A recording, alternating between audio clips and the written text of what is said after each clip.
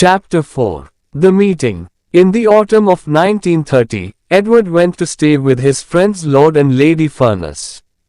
This is how he described that weekend in a book called A King's Story. On Saturday, the weather was cold and windy. It was raining heavily, so we could not ride our horses. We decided to stay in the house and have an early lunch with some of Lady Furness' friends. At 1 o'clock Wallace arrived with her husband. She was beautifully dressed and she smiled all the time. She spoke with Lord Furness for a few minutes, and then Lady Furness brought her over to see me.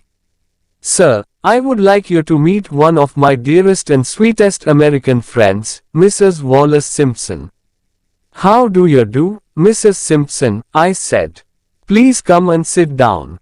Lady Furness left us and we began to talk. I could see that Wallace was not feeling very well. She had a bad cold and her eyes were red. "I'm afraid that our English houses aren't very warm," I said. "We don't have American central heating here." There was a long silence. Mrs. Simpson turned her face and looked out of the window. Then she said, "You have disappointed me, sir." "And why is that?" I asked. "Because everybody asks me about American central heating. I thought that the Prince of Wales would talk about something more interesting." I began to laugh. "What's the matter, sir?" Wallace asked. "Have I said something wrong?" "No," I replied. "I'm laughing because you didn't lie to me. You told me the truth." "But why is that funny? Doesn't everybody do that?" "One day I'll be King of England," I replied. "And people are afraid of me.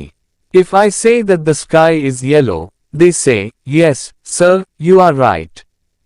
If I say that Wednesday is the first day of the week, they say, 'Yes, sir, you are right.' And if I say that Scotland is bigger than Canada, they say, 'Yes, sir, you are right.' But you told me that I was boring. You told me the truth." I liked that. There was another silence and then Wallace began to laugh.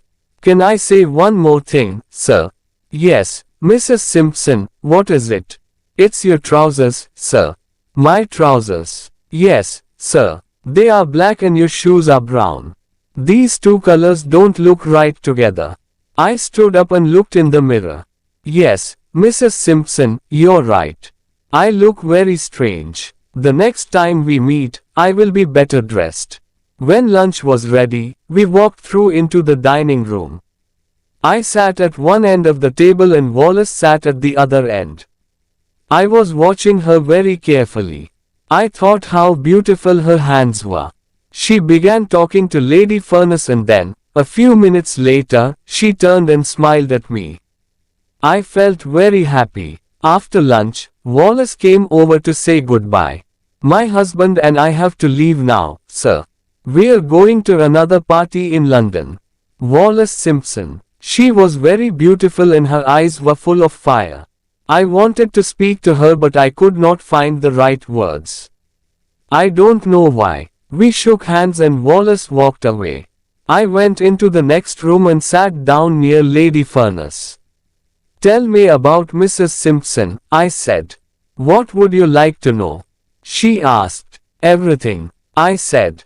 "Then perhaps, sir, you would like to walk in the garden. We can talk more freely there." We stood up and left the house by the back door.